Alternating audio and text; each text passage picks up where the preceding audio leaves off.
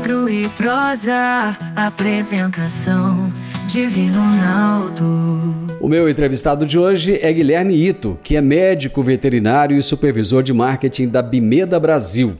E o tema da entrevista será manejo de vermifugação em bovinos. Guilherme, tudo bem com você? Seja bem-vindo. Obrigado, Divino. Boa tarde, bom dia, para quem ouve a gente. É um prazer aqui estar com vocês trazendo um pouquinho de informação. Muitíssimo obrigado, Guilherme, pela sua disponibilidade aí para falarmos desse assunto tão importante. Guilherme, me conta um pouquinho aí da sua carreira, da Bimeda também. Vamos lá, eu sou médico veterinário de formação, Aqui na Bimeda eu estou fazendo 7 anos, já 7 anos e meio de empresa, Comecei como técnico de campo, e caí de paraquedas aqui no marketing, uma área nova. A gente de formação se direciona muito para biológicos, biologia, mas marketing é uma área muito interessante, A gente estuda muito o mercado, compreende o nosso cliente final, para ser mais estratégico nossas ações, campanhas, enfim, produtos a ser lançados. Hoje é essa área que eu atuo dentro da empresa. A Bimeda é uma empresa brasileira? A Bimeda é uma empresa irlandesa, Divino. Ela está no Brasil há mais de 10 anos, mas ela tem mais de 60 anos aí de tempo de vida, Ela foi criada na Irlanda, E ela entrou no Brasil pela aquisição da antiga Mogevet, E se tornou Bimeda Brasil a partir daí e está presente praticamente em todos os continentes hoje. Guilherme, nós vamos falar de vermifugação em bovinos. Quais são os principais parasitas gastrointestinais que afetam os rebanhos bovinos do Brasil? Olha, Divino, são vários os gastrointestinais, De forma mais ampla, existem muitos parasitas que acometem o rebanho nacional hoje, Entre os parasitas que mais atrapalham, que mais causam prejuízo aí, são diversos, são externos e internos, Mas internamente, os parasitas internos, eles são os que mais causam prejuízo hoje, Entre eles tem Armoncus, Copperia, Trichonstrongylus, são vários parasitas que se alimentam, Eles estão normalmente no intestino do animal, bomasa, retículo, e estão lá parasitando o animal e sugando o que deveria ir para o crescimento do animal, a estabilização basal dele, de fisiologia, respiração, crescimento, enfim, o parasita está lá incomodando dentro do animal. Os impactos econômicos causados por eles são muito grandes? São, Divinos. Tem bastante pesquisa que demonstra isso, Tem uma Laerte Grise que fala entre a somatória de todo o prejuízo que esses parasitas causam, no animal, eles podem chegar anualmente a 70 bilhões de dólares. 70 bi? Desculpa, número errado. 13 bilhões de dólares. Desculpa, falei número errado aqui. 13 bi? A metade, 13 bilhões, E a metade desse prejuízo é praticamente impactado pelos nematóides, os parasitas internos. Metade. Aí entra também mosca do chifre, tem berne, carrapato, que incomoda muito também, tem miíase, mas metade desses 13 bilhões, 7, praticamente 7, é prejuízo causado por parasitas internos, que está dentro do animal. Cara, metade são nematóides. Por que é tão representativo assim? Metade. Normalmente, Divino, a gente, em bastante palestra para produtores, é uma pergunta que a gente faz: o que mais incomoda para vocês, entre esses parasitas interno e externo? Normalmente, a resposta, 90% vai falar que é carrapato, Levantando aqui, carrapato que incomoda mais, O outro vai falar um pouquinho, mosca do chifre, Mas 90% dos casos vão ser carrapatos, Por que nematóide é uma coisa que normalmente o produtor acha que não incomoda ele, Ele não reclama disso, Mas é tão maléfico assim o prejuízo. É porque o produtor não consegue ver ele, É um parasita interno, ele não é observado. Então, o animal ele pode ter uma carga parasitária interna, e isso pode ser subclínica, ele não demonstra que tem isso, Em casos mais graves, o animal vai começar a demonstrar, Vai ter pelos opacos, ele vai perder peso, né? Enfim, tem várias consequências, né, numa parasitose mais alta, mas de modo geral o produtor não consegue enxergar, né? Então ele acaba não tratando esse problema, né? Ele fica subnotificado na fazenda, ele não consegue ver nenhum peão, isso passa batido. A vermifugação, ela pode reduzir esses prejuízos, Guilherme? Pode. Na verdade, esse seria o ideal, né, nessa situação. A vermifugação, se ela for feita de forma estratégica, né, em propriedades bem estabelecida, ela pode reduzir de forma bem acentuada o nível de verminose na propriedade, né, e reduzir, consequentemente, esses prejuízos que ela causa, né, para o animal. De forma geral, assim, a verminose, lá no final, né, ela vai proporcionar um menor ganho de peso. Ela está sugando nutrientes que deveriam ir para o animal. Esse animal ele vai deixar de ganhar peso durante esse período que ele está com a verminose, né, e vai desempenhar menos em várias outras,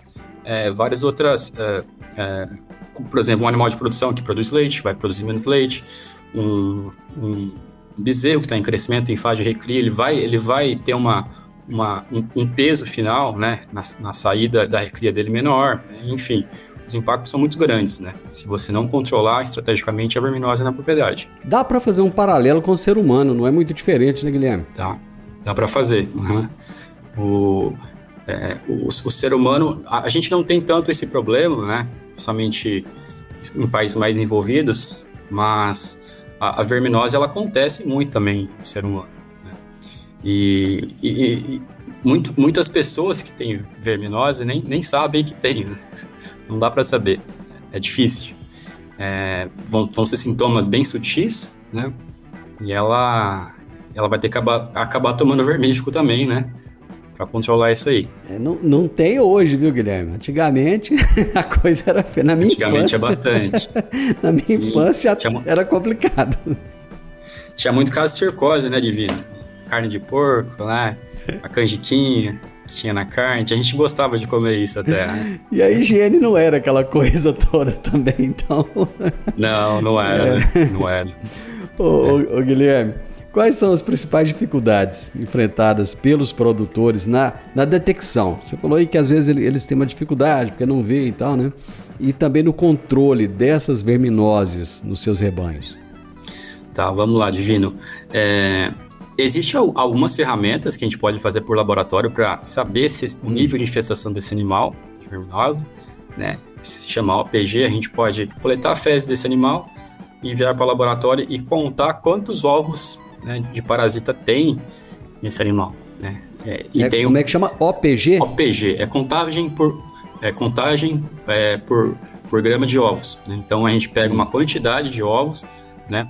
E por laboratório, por microscopia, a gente conta esses ovos, né, e faz uma conta e estima mais ou menos quanto esse animal tem de ovos. Não é o verme que a gente vê os ovos, né, sendo liberado nas fezes. Então, por esse exame dá pra gente saber mais ou menos a carga parasitária que ele tem. Tem até um parâmetro para isso. 300 é a régua. Para cima disso, é considerado que a gente tem que entrar com tratamento, né, com vermífugo, e para baixo disso, né, o animal teoricamente não precisaria de um tratamento, né? Mas é muito difícil de detectar isso, né? Poucas fazendas fazem OPG. Então, o animal, quando ele está com verminose subclínica, ele não demonstra isso, né? O único jeito de fazer é fazer um exame, mas quase ninguém faz isso. Tirando as fazendas mais técnicas, né, tecnificadas no Brasil, né? Mas de modo geral as propriedades não fazem, né? Então, o manejo de vermifugação é uma coisa que tem que ser encaixada na propriedade, sem OPG.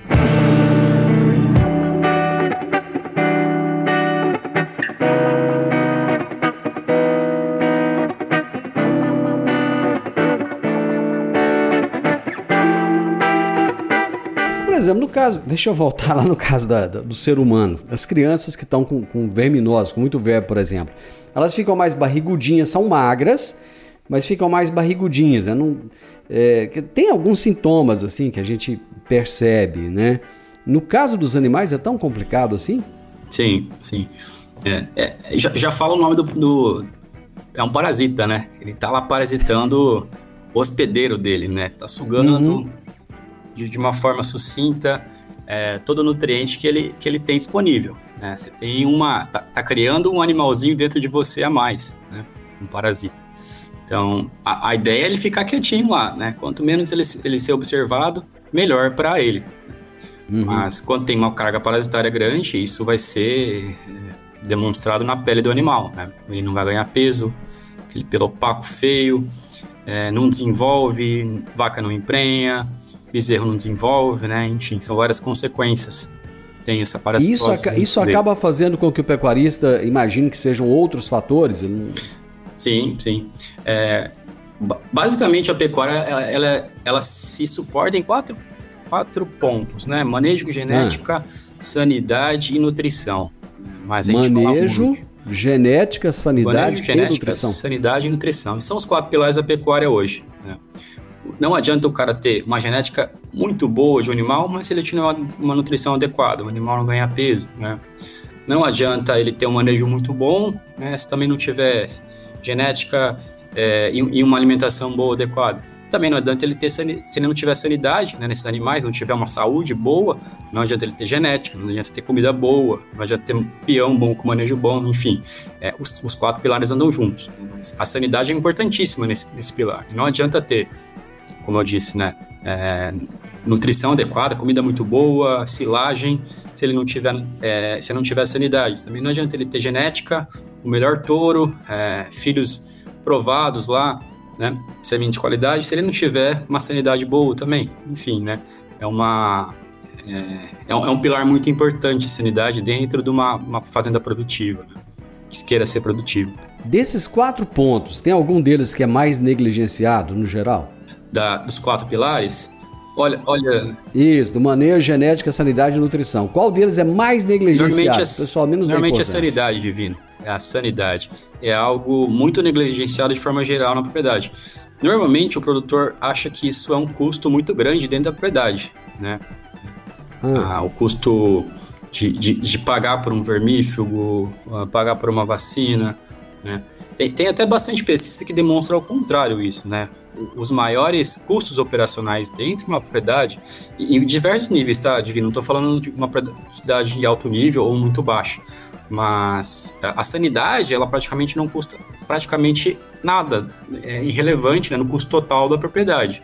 O que mais onera hoje é nutrição, folha de pagamento, funcionário é muito, muito caro também, né, reposição de animais tem que ser muito bem feita, né, para a fazenda ter um giro, um lucro melhor, né. Mas basicamente, nutrição pesa muito, né, onde o cara faz economia que ele consegue sobrar mais. Se ele quiser economizar em sanidade, não é aí que ele vai conseguir ganhar dinheiro, não vai sobrar mais. Sanidade é uma coisa pequena em relação ao custo total operacional dentro de uma propriedade, tanto em diversos níveis, né, desde uma extrativista até uma mais intensiva. Ele deveria observar, então, outros pontos onde ele possa cortar, otimizar os custos. Exatamente. E não nessa questão aí. Exatamente. Guilherme, qual que é a importância de se estabelecer datas estratégicas para fazer essa vermifugação do rebanho bovino? Olha, Divino, é muito importante estabelecer um calendário de desvermifugação na propriedade, né? Porque a gente trabalha com ciclos, né? A gente tem verões, a gente tem invernos e eles mudam a temperatura, a umidade, conforme a gente vai em determinada época do ano. Então, estrategicamente, por exemplo, a gente está no inverno agora, né? Sim. Se pegar o Brasil Centro-Oeste de forma geral, o tempo está seco, né? A temperatura baixou, o pasto seca, né? E o parasita, ele também é cíclico, né? Ele está em formas adultas dentro de animais, esses adultos botam ovo e jogam no ambiente, né? Via fezes. Então, essas fezes que estão com vários ovos, né? Que vão contaminar o animal novamente, né? Durante o inverno, elas não conseguem sobreviver um tempo muito grande nesse ambiente hostil, seco, temperatura baixa. Então, a tendência é que esse verme esteja em maior quantidade durante o inverno dentro do animal. Exatamente esse período que a gente está agora, né? A gente está em 15 de julho. Então, estrategicamente, o ideal é fazer uma vermifugação na entrada de inverno, tá? Pensando nessa quantidade maior de parasitas que vão estar concentrados dentro do animal, né? Outra na saída de inverno, pegando esses vermes que ficaram no animal, não foram mortos, né? E outra seria ideal fazer lá nas águas, né? No começo das chuvas, lá por setembro mais ou menos, pensando no começo do verão, né? Para que seja feita uma nova vermifugação antes de entrar no verão. Então, a época de desvermifugação, ela tem que ser muito bem pensada, né? E implantada estrategicamente dentro da propriedade. Durante o ciclo de vida do animal, quantas vermifugações são feitas ou deveriam ser feitas aproximadamente? Depende de quando esse animal, se for de produção, por exemplo, para corte ou se é para leite, né? Mas a gente pode estabelecer aí pelo menos 3 durante um ano, né? Um calendário anual. 3 por ano. Pelo menos 3, né? Seria o número ideal, né? A gente pode colocar mais, por exemplo, pensando em vacas que vão entrar em ATF, a gente pode pensar numa desfrungação estratégica antes de começar o manejo reprodutivo, né? Ou se a gente pensar em uma desmama que vai ser desmamada, o nível de imunidade dos animais vai baixar, né? Mas, de forma geral, 3 seria o ideal, pelo menos 3. A partir de que momento deve-se começar essa vermifugação? Ô Divino, normalmente os animais mais susceptíveis são os mais jovens. Certo. O animal não nasce com verminose, né? Esse bezerro acabou de nascer, tanto leite quanto corte, ele não vai ter verme ainda. Ele só vai se tornar ruminante uns 3 meses de idade, 4, ele começa a comer capinha, aí sim ele pode se infestar, né? Então o ideal é que os primeiros manejos de vermifugação sejam feitos na desmama desse animal, né? Desmamou esse bezerro, o ideal é que já seja feita uma vermifugação nesse período, aos 8 meses, 7. Tem fazenda que desmama com 6, um pouco mais cedo. Então, esse é o período ideal de começar, né, o calendário nele, de desvermifugação.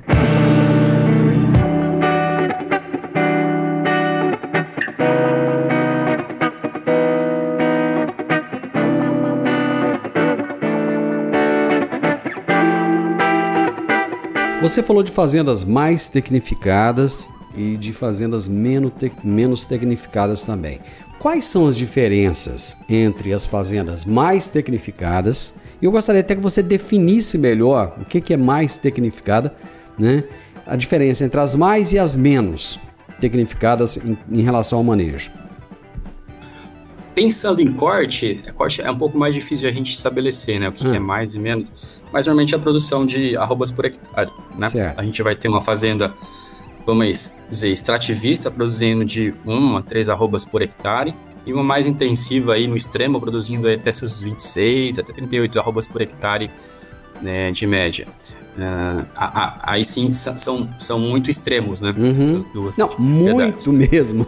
Muito extremos. O Brasil é muito grande, né? A gente tem muita fazenda pouco produtiva ainda, né?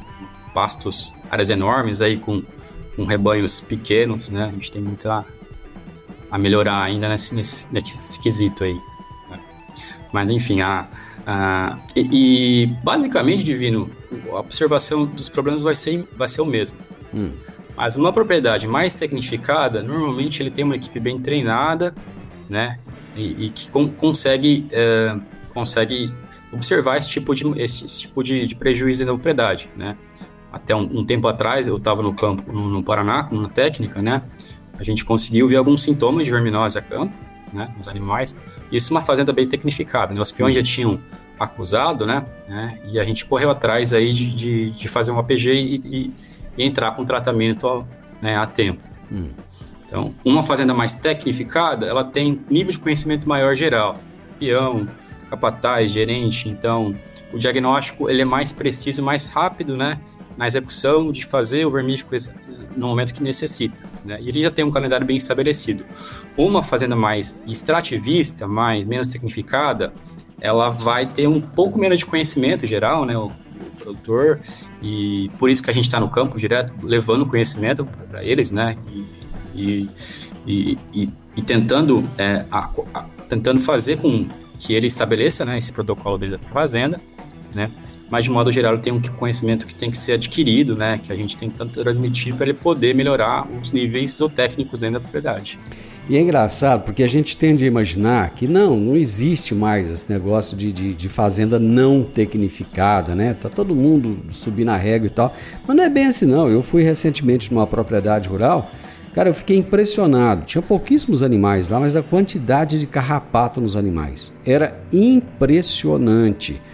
E eu pensei, mas como é que a pessoa não dá conta de manejar isso aqui? Se ele não tem informação, vai lá na veterinária, sei lá, pede alguém para dar uma explicação para ele, né? Vai no YouTube, né? Carrapato hoje é um dos problemões que a gente tem no Brasil, né? É um ectoparasita externo, é muito difícil controlar. Ele hoje no Brasil adquiriu uma resistência muito grande, né? Até pela apuração da raça, né, Divino, que a gente tem hoje. A gente tem animais com genética superior, é uma balança isso, né? Se consegue botar mais genética no animal, o nível de rusticidade dele também diminui, né? Ele fica mais susceptível. Mas o carrapato ele se tornou extremamente resistente hoje, né?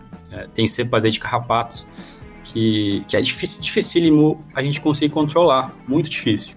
Mesmo com produtos de ponta, né? Se você não conseguir estabelecer muito um protocolo para poder tratar ele, né? O produtor fazer uma coisa um pouco mais no visual, né? Vai lá e trata quando tá infestado, né? Se você não ser um pouco mais estratégico, é muito difícil você baixar o nível de infestação do carrapato, né? Não sei onde você foi, que região, né? Mas no Rio Grande do Sul. Foi aqui em Goiás, Rio Verde, Goiás. Era uma propriedade de leite ou de corte? Não, de corte mesmo.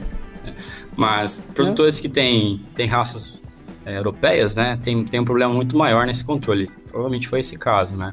Animais de origem europeia, eles não têm contato com o carrapato historicamente para trás, né? A Europa não tem. Então eles são muito mais susceptíveis. E essa questão do carrapato é tão fácil de perceber a gravidade do problema. Se você anda numa pastagem, quando você chega em casa, certeza que você vai estar cheio de carrapato. Certeza. Certeza absoluta. Já teve essa experiência, né? Ô Guilherme, como é que as tecnologias podem auxiliar na detecção precoce? E você falou que é tão importante, né? E também no controle eficiente dessas verminoses. Olha, eu acabei falando no começo, né, Divino? O ideal... Desculpa, eu tava tocando o celular aqui, acabou ligando no Bluetooth. Não, preocupa não. Perdi a linha aqui de pensamento, né? Eu tava falando pra você lá atrás, né? Não, tá, eu te perguntei como é que essas tecnologias podem auxiliar, né, na detecção precoce, no controle. As tecnologias são ferramentas importantíssimas hoje, né, no diagnóstico de uma propriedade. No caso, eu te falei lá atrás, a OPG é uma delas, né? A gente pode fazer a OPG para saber o nível de infestação dessa propriedade. A gente pode fazer isso por um pool de animais, normalmente faz 15% do rebanho, né? Para saber o nível geral. E além da OPG, também pode fazer um exame chamado morfologia do parasita, né? Você pode identificar que ovo exatamente. Isso tem que ser especialista, né? Normalmente é um médico veterinário especializado em parasitologia, né? Por exemplo, se você pegar 2 ovos de uma pata e o de uma galinha, esse especialista vai saber esse ovo aqui é de pato e esse aqui é de galinha, né? Então ele faz mais ou menos isso com os ovos, ele consegue identificar. Esse ovo aqui, provavelmente é de estrôngilos, né? Pode ser uma uma copéria. Esse ovo aqui já é de um verme chato, né? Esse aqui pode ser moniesa, pode ser teníase, né? Então ele consegue identificar que tipo de parasita está nessa fazenda. Quais são, o que é, aliás, antes de eu perguntar quais são, vou perguntar o que é a moxidectina. Legal essa pergunta, Divino. A moxidectina, né, é uma indectocida da família das lactonas macrocíclicas, né? É um lançamento até de um produto nosso, né, chamado Moxsul. A moxidectina entre as lactonas hoje vamos falar assim, elas têm demonstrado muito mais eficiente, né, do que as que já existem, né, tanto até pelo pouco uso que ela tem no mercado, né. Até então existia só uma marca comercial no Brasil, a gente traz mais uma opção pecuarista, né, de aumentar a possibilidade dele de controle de verminose dentro da propriedade. Né. Mas a moxidectina também pega parasitas internas, a gente consegue controlar carrapato também, né, com essa molécula, além de verminoses internas. Eu fui buscar as informações a respeito e tal, e eu vi alguma coisa a respeito do besouro rola bosta, né? Que ele é muito importante para o ecossistema e tal. Essa moxidectina, ela tem alguma interação? É prejudicial a esse besouro ou não? Existe sim, Divino. De forma geral, as lactonas, elas matam esse besouro, né? Tá na pastagem. Os pecuaristas mais antigos viam bastante esse tipo de inseto, né? Aquele besorrinho escuro, que ele vai lá, fica rolando, ele faz umas bolinhas de fezes, né? Animais, né? Ele bota os ovinhos dele, né? E enterra essas fezes, né? Então o papel dele no ambiente era de dissolver essas fezes que esse bovino fez, né? E enterrar elas. O que ajudava muito, né? Quando tinha essa alta prevalência desses insetos, desses besouros rola-bosta, é que a mosca do chifre, ela bota as fezes, os ovos dela nessas fezes frescas, né? Então, quando existe o besouro na propriedade, ele dissolve as fezes e enterra. Então, essa mosca não consegue fechar ciclo, né?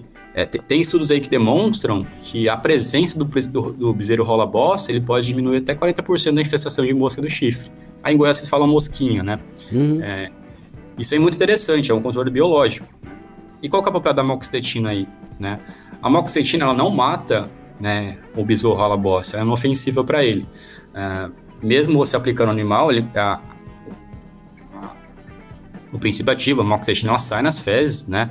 Então, teoricamente, se fosse outra lactona, né, ela mataria a larvinha do besouro que está lá nas fezes, né? E a moxidectina não é ofensiva e ela deixa que esse besouro ele se prolifere dentro da propriedade e faça esse controle biológico das moscas do chifre. Guilherme, para a gente finalizar nossa prosa, eu gostaria que você deixasse aí algumas recomendações para os produtores que desejam melhorar, né, o manejo de vermifugação aí nas suas propriedades rurais.